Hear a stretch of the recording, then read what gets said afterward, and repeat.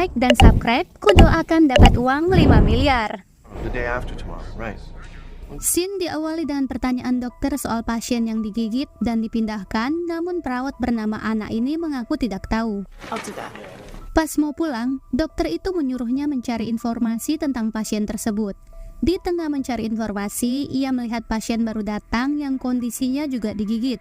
Sedangkan di luar rumah sakit, Anna melihat personil ambulan tampak kelelahan, tetapi lagi-lagi diperintahkan menjemput pasien. Sepulangnya bekerja, Anna mengajak anak tetangganya bermain di esok hari. Anak itu pun setuju dan berkata esok pagi akan ke rumah Anna. Usut punya usut, rupanya Anna suka dengan anak kecil, tetapi Tuhan belum memberikannya momongan meskipun sudah berusaha 6 kali dalam seminggu bercocok tanam. Jadi karena itulah dia ajak suaminya skidi papap malam ini. Tepat di pagi harinya, anak tetangga yang kemarin sore mampir ke rumah Anna. Namun, ada yang berbeda dari anak tersebut. Wajahnya berantakan dan terlihat sakit. Maka dengan segera, suami Anna menghampirinya. Tiba-tiba anak itu menggigit bak asu rabies. Melihat itu, Anna langsung menutup pintu sembari bergegas menutup luka suaminya dengan sarung bubut. Anna yang panik segera menelpon ambulan, akan tetapi suaminya menjadi buas bak hewan yang kelaparan dan entah apa yang terjadi kepadanya. Meskipun demikian, Anna mencoba berkomunikasi dengannya. Beruntung Anna berhasil melompat dari jendela WC, maka terlihatlah keadaan di luar rumahnya yang sangat kacau. Segera Anna kabur dari lokasi, sementara suaminya terus mengejar. Apa yang sebenarnya terjadi? Hanya dalam satu malam sebagian besar tetangganya berubah seperti Sumanto. Sementara di radio memberitakan chaos di seluruh kota. Di sepanjang jalan, dia melihat fenomena kekejian yang dimana manusia dimakan orang hidup-hidup. Dalam ketakutan, tiba-tiba orang asing membegalnya. Akibatnya, kendaraannya pun keluar jalur. Kemudian scene memperlihatkan kekacauan yang terjadi di seluruh dunia yang diduga akibat penyebaran wabah. Parahnya, para pemimpin dunia belum bisa mengidentifikasi wabah tersebut. Tapi kejadian itu ada hikmah di baliknya, di mana manusia tiba-tiba rajin beribadah. Kembali ke cerita. Ketika siuman, Anna langsung ditodong seseorang karena mengira Anna bagian dari orang yang sakit. Tapi setelah berbincang, barulah Pak Pol percaya kalau Anna manusia. Pada akhirnya, mereka bersama-sama menyusuri jalanan sepi guna mencari tempat yang aman. Rupanya peluru tadi berasal dari penyintas yang selamat. Katanya di depan sana banyak orang yang sakit, jadi penyintas itu mengajak mereka pergi ke sebuah mall. Karena tidak punya pilihan, Anna dan Pak Pol terpaksa mengikutinya. Tapi saat membobol pintu mall, tiba-tiba beruntung mereka selamat dan tetap waspada di tengah mall yang terlihat sunyi. Diketahui pria yang berambut betel bernama Michael, sedangkan botak bersinar bernama Andre, dan bersama istrinya bernama Luda. Sejauh ini belum ditemukan ada yang aneh-aneh di dalam mall, juga tidak ditemukan adanya tanda-tanda kehidupan di sana. Syukurlah mall ini tampak aman yang dipenuhi dengan kue kering lebaran dan barang-barang branded lainnya. Tibalah di depan pintu mall, Anna bergegas membersihkan bekas darah suaminya yang sudah mengering. Sedangkan Michael mengecek pintu mall yang ternyata terkunci rapat. Untuk memastikan keamanannya, Michael dan Andre berencana berpencar mengecek semua pintu di seluruh bangunan, sedangkan Pak Pol tugasnya paling mudah hanya mengawasi para wanita. Michael yang masuk ke toko mulai merasakan ada yang tidak beres di tempat tersebut, tapi dia mengira kalau itu hanyalah perasaan takutnya semata. Sedangkan Andre yang berada di sisi lainnya menemukan pintu di sebuah lorong yang tampak sunyi, akan tetapi pintu itu rupanya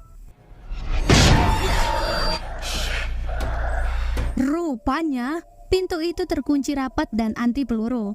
Di sisi lainnya, Michael malah menemukan bercak darah. Mengetahui ada yang tidak beres, segera ia mengambil senjata. Tepat di depannya terdengar jeritan.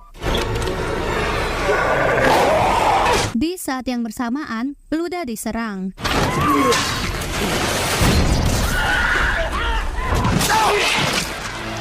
Mengetahui lantai ini tidak aman, mereka segera kabur dari lokasi dan rupanya mall ini tidak benar-benar kosong.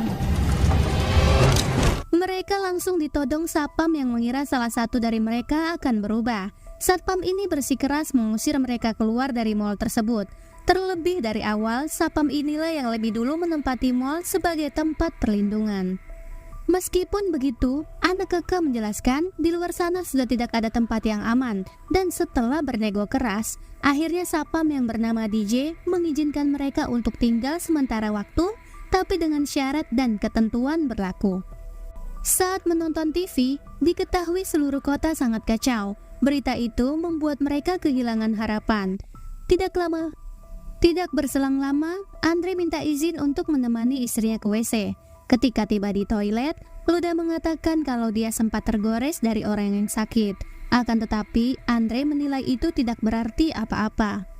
Di sisi lainnya, Anna minta izin untuk mencari obat guna merawat lengan Pak Pol yang terluka parah.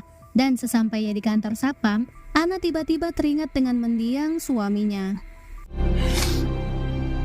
Saat berkumpul, Sheriff menjelaskan cara mematotkan orang yang sakit, yaitu dibakar dan disut tepat di kepala. Mereka juga melihat berita yang dimana militer menghimbau masyarakat segera pergi ke Port Pastor, tempat yang diklaim aman oleh pemerintah. Bila tidak memungkinkan, maka militer sendiri yang menjemput warga. Mendengar berita itu, Michael mengajak DJ bersih-bersih di lantai bawah sekaligus mengecek kembali pintu-pintu yang mungkin saja bisa diterobos. Sedangkan yang lainnya membuat tenda di atap gedung supaya militer dapat melihat dan menjemput mereka. Dirasa ada benarnya, DJ langsung membagi-bagi tugas. DJ, look! Tidak disangka DJ dan yang lainnya kembali berurusan dengan mantan rekannya yang suka pinjam dulu 100. Singkat cerita, tanda SOS telah rampung dibuat. Tetapi mereka heran, tiba-tiba banyak pesakitan mendatangi mall tersebut. Usut punya usut, ternyata makhluk itu datang disebabkan mendengar letusan senjata tadi. Tidak jauh dari lokasi, seseorang bernama Andi menunjuk seekor heli menuju ke tempat mereka. Tapi tiba-tiba heli militer itu berbelok berpura-pura tidak melihat, padahal tanda yang dibuat segede gaban. Mereka pun kembali ke ruangan yang telah disediakan, tapi lebih tepatnya di karantina. Sweet dreams. Tak ayal Michael langsung menduga kalau pemerintah lepas tangan atau lari dari tanggung jawabnya. Intinya warga dibiarkan matot dalam keputusasaan. Mendengar itu, lantas Andre pun menjadi kesal dengan ucapan Michael yang membuat istrinya menjadi resah. Sebab dia berharap pertolongan segera datang supaya istrinya bisa bersalin dengan aman. Di sisi lain, DJ menonton berita tapi lagi-lagi tidak ada informasi penting yang dibahas tentang chaos yang terus diulang-ulang. Parahnya pemerintah sama sekali tidak menginfokan ciri-ciri orang yang terinfeksi sebelum terjadi perubahan pada tubuh mereka. Sementara di belakang, Bart dan Terry malah sibuk membahas susu yang diobral di aplikasi hijau. Katanya menyesal karena tidak sempat nenen. Pada akhirnya DJ dan yang lainnya pun mulai mengantuk.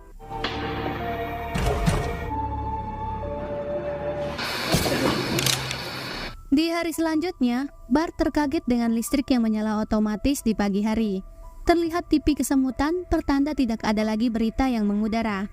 Tidak lama kemudian, Terry si anak baru diperintahkan DJ untuk mengecek keadaan di sekitaran. Hey!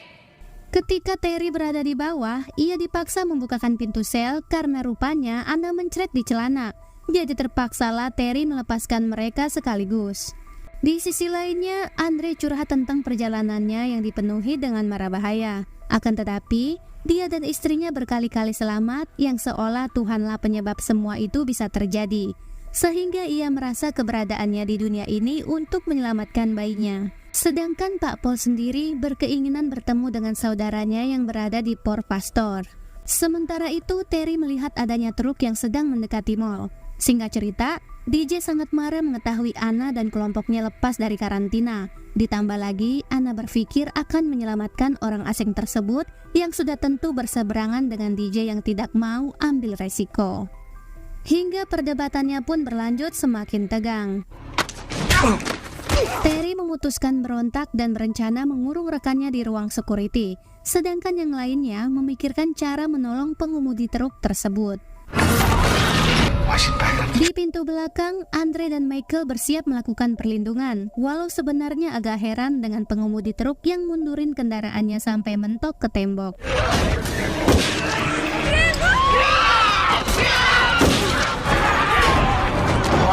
Rupanya truk tersebut mengangkut 8 orang. Anna sebagai satu-satunya perawat berupaya melakukan yang terbaik, sedangkan yang lainnya berbincang dengan Mas Michael.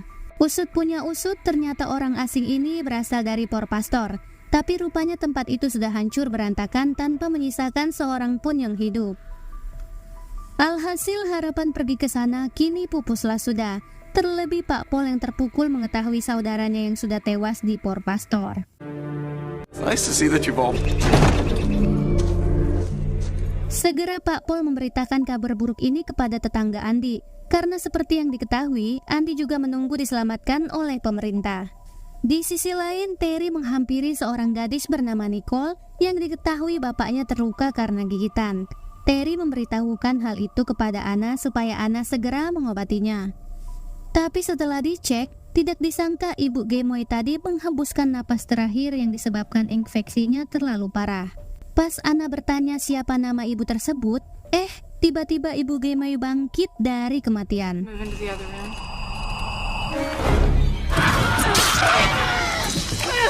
Insiden itu membuat Anna baru sadar, rupanya terkena gigitan atau terkena cakaran auto menjadi zombie. Makanya wabah ini begitu cepat menyebar. Andre yang mendengarnya menjadi was-was sebab istrinya pernah tergores kuku zombie. Dari musyawarah ini disepakati mengeksekusi orang yang terluka karena gigitan. Akan tetapi, Anna tidak begitu yakin atas teorinya tadi dan berupaya menghalangi Michael. Michael's coming to shoot you. Sontak bapak-bapak itu kaget atas kedatangan orang-orang yang ingin mengeksekusinya, dan beliau tidak menapik tangannya memang digigit zombie dan dia berlapang dada atas tindakan mereka. Akan tetapi, anak gadisnya lah yang tidak rela ayahnya dieksekusi dan tidak mau lepas dari pelukannya. Mau tidak mau mereka membiarkan ruang perpisahan untuk keluarga ini. Terlihat sang ayah berupaya membuat anaknya tegar dan mengerti. Menjelang eksekusinya, ia sempat berdoa agar Nicole dapat pasangan yang hobi pinjol. Tidak lama kemudian, Pak Paul sang eksekutor memasuki ruangan dan siap menarik pelatuknya. Sementara dari CCTV, Terry melihat Nicole menangis karena sebentar lagi ayahnya dieksekusi.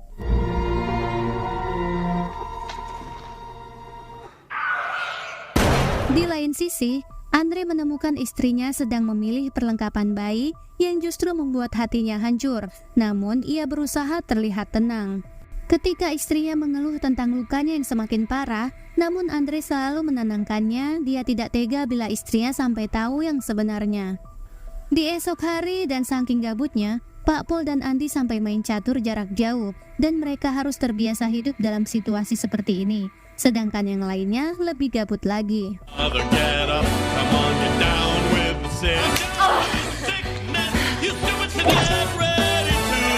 Di sisi lain, DJ dan Bart hanya bisa menghabiskan waktunya terkurung dengan membaca. Tidak lama berselang, datang kakek pelangi bercerita tentang dirinya. Katanya, dia pernah jatuh cinta pada seorang pria dan ceritanya membuat DJ sakit kepala. Seiring berjalannya waktu, mereka menghabiskan hari-harinya dengan cara menembaki zombie yang berdiri di depan mall. Pada saat itulah, mereka baru tahu kelebihan Andi yang ternyata mahir menggunakan senjata, meskipun posisi zombie yang dipilih tadi sangatlah sulit. Anna yang melihat hal itu lebih memilih untuk pergi. Ketika berada di bawah, Anna bertanya tentang Luda yang beberapa hari ini tidak pernah nongol. Ia khawatir dengan kehamilan pertamanya. Namun Andre berkata, kalau istrinya baik-baik saja sembari berlalu pergi entah kemana. Ketika makan malam tiba, Michael dihujani berbagai pertanyaan maut dari Anna. Michael di saat itu mengaku sudah bercerai karena istrinya kepincut terong muda dan dia tidak memiliki anak dari pernikahannya tersebut. Mendengar itu, diam-diam Anna tertarik kepadanya. Di samping itu Anna sudah move on dari almarhum suaminya. Tidak lama berselang, tiba-tiba lampunya padam. Segera DJ dan Bart dikeluarkan dari kurungan karena cuma mereka yang tahu di mana posisi panel genset berada. Akan tetapi, DJ memberikan syarat agar tidak dikurung setelah menemani Michael. Maka dengan senang hati Michael memenuhi persyaratan sekaligus memberikan kapak untuk berjaga-jaga. Tidak lama berselang Pak Pol datang bergabung. Rupanya panel genset berada di parkiran dan situasinya terlihat begitu mencekam. Ditambah lagi menemukan pertanda buruk. Tidak lama kemudian sekelebat bayangan mengitari mereka seolah-olah segera menerkam. Sontak mereka panik karena zombinya sangat cepat. Akan tetapi, ternyata tadi cuma seekor guguk. Tapi hal itulah yang justru membuat mereka lengah. Bart menjerit kesakitan, menyebabkan banyak zombie berdatangan. Segera mereka melarikan diri, tapi malangnya Bart ketinggalan dan dimakan hidup-hidup. Dengan amat bersusah payah melawan zombie sebanyak itu sampai-sampai pagarnya roboh. Tapi beruntung ada bensin dan Michael segera membakar zombie tersebut.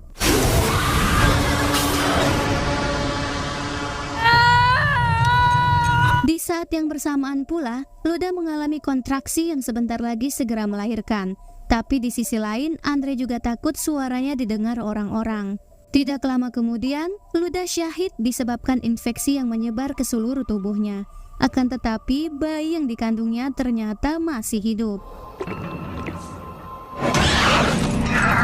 Andre sudah memprediksi hal ini bakal terjadi. Makanya sedari awal sudah mengikat tangan istrinya supaya aman.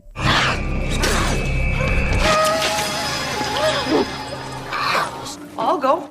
Di sisi lainnya, nenek kadaluarsa bermaksud memberikan lilin kepada Luda. Namun setibanya di kamar, dia syok mendapati bayi dan Luda yang sudah menjadi zombie. Hal ini tentu saja tidak boleh dibiarkan.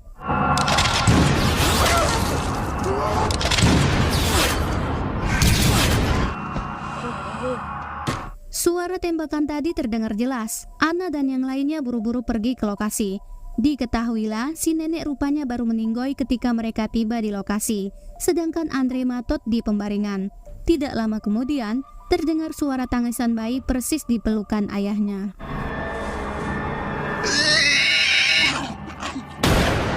Singkat waktu ketika jasad disemayamkan, tapi rupanya tidak ada seorang pun yang tahu caranya berdoa.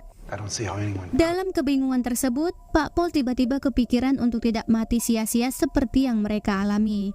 Topik langsung berubah, kini membahas tentang bertahan hidup. Ditambah lagi stok makanan menipis, jadi memang harus pergi dari mall tersebut. Swing by the marina. Michael menambahkan dia melihat 2 ekor bus yang mana bisa digunakan dan pergi ke dermaga marina. Katanya ada pulau yang tidak berpenghuni. Jadi mereka bisa keluar dari kota menggunakan kapal si Udin yang kebetulan nongki di dermaga tersebut. Intinya kelompok ini setuju berangkat daripada menunggu matot. Amin.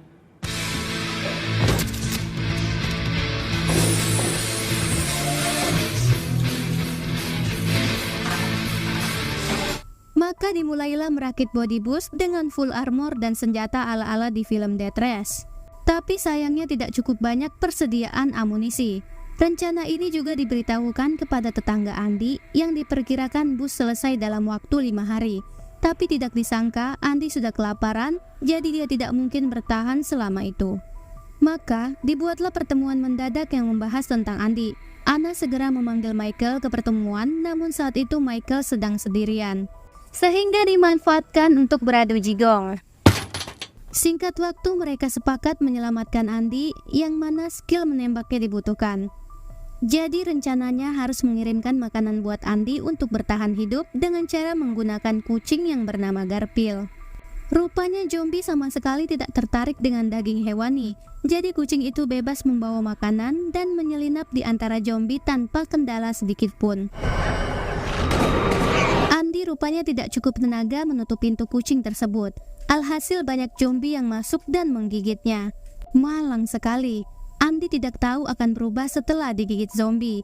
Dia pikir cuma terluka biasa. Dan mereka juga tidak sampai hati memberitahukan kebenarannya. Di tengah perbincangan itu, diam-diam Nicole pergi menjemput kucingnya. Situasi pun menjadi rumit karena kelakuan Nicole tersebut. Beberapa saat kemudian, Andi mulai berubah dan mengejar Nicole yang baru tiba di tokonya. Tapi dari radio, Michael menyuruh Nicole segera bersembunyi dan berjanji akan datang menjemputnya, sekaligus untuk mengambil banyak persediaan senjata dan amunisi di toko tersebut. Ketika si Udin ditugaskan menjaga pintu, sebenarnya dia menolak, tapi mereka tidak menghiraukannya. Pak Pol dan timnya menyelinap melalui terowongan bawah tanah, namun terowongan itu berhenti tepat di tengah jalan. Mereka bisa saja tidak terdeteksi asalkan berjalan berjijit dan tetap senyap. Tapi cilaka, Bapak Gondrong membuat keributan.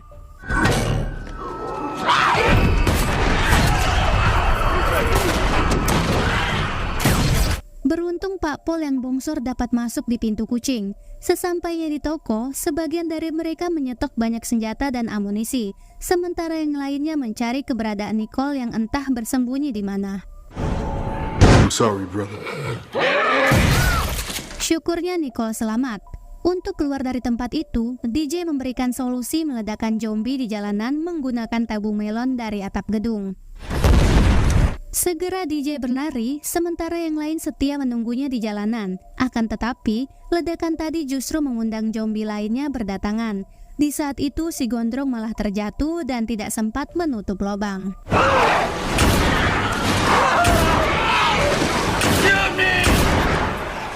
Daripada beban, Bapak Gondrong memutuskan matot. Ketika tiba di pintu terakhir, rupanya si Udin mengunci pintu tersebut. Beruntung ada Ana di saat itu, tapi tetap saja zombinya tidak dapat dibendung lagi. Alhasil, mereka kabur dari lokasi dan segera menuju ke pintu lift. DJ sangat murka dengan si Udin dan hampir menghajar udelnya. Akan tetapi, orang-orang melerai sebab tidak ada waktu untuk bertengkar dan sebenarnya mobil itu belum siap namun tetap saja digunakan. Ketika tiba di luar mall, tidak disangka jumlah zombinya tidak terhingga, sampai-sampai kendaraan pun tidak berhasil menembusnya.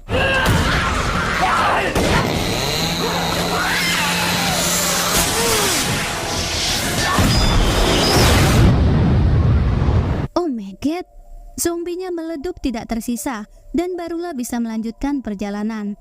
Terlihat langit menjelang pagi, tapi rupanya ada seekor zombie yang nyangkut di belakang mobil. Ketika pelangi tua menyingkirkan zombie yang tersisa, tapi di saat yang bersamaan Pak Pol berbelok tajam, sehingga alhasil mobil terjungkal di tengah jalan. Tapi DJ melihat kejadiannya dan putar balik ke lokasi tersebut.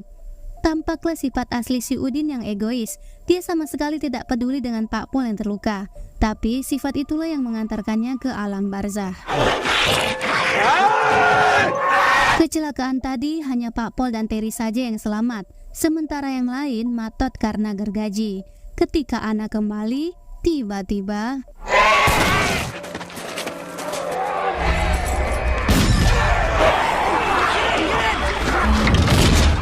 rupanya Ana lamban demi mengambil kunci perahu yang terselip di cangcutnya si Udin. Namun sebenarnya Michael terkena gigitan zombie tapi dia diam 1000 bahasa.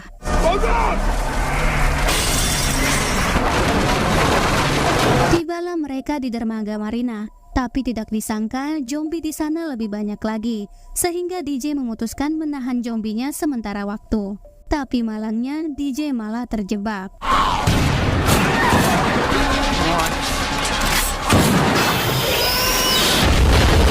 Ledakan besar tadi memutuskan jembatan kayu dermaga.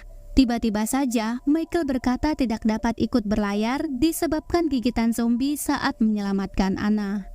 Bagaikan tersambar petir, Ana yang terlanjur bucin tapi harus berpisah dengan Michael dan mereka berdua sebenarnya belum pernah mengungkapkan isi hati.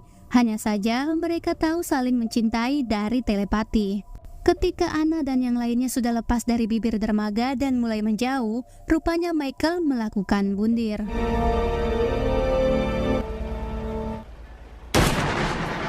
Singkat cerita, di tengah laut mereka menemukan kapal Rohingya tanpa pemiliknya. Karena kelaparan, mereka pun mendekati kapal tersebut. Oh my god, nasinya menari-nari. Tidak lama kemudian akhirnya mereka tiba juga di suatu pulau. Tapi malangnya pulau itu ternyata dipenuhi zombie dan mungkin mereka matot di tempat itu. Oh shit! Walaupun film horor, tapi ada beberapa pelajaran yang bisa diambil. Salah satunya nilai kemanusiaan. Beberapa karakter di film itu, meskipun dalam situasi sulit, namun tetap menunjukkan rasa empati dan menolong sesama manusia.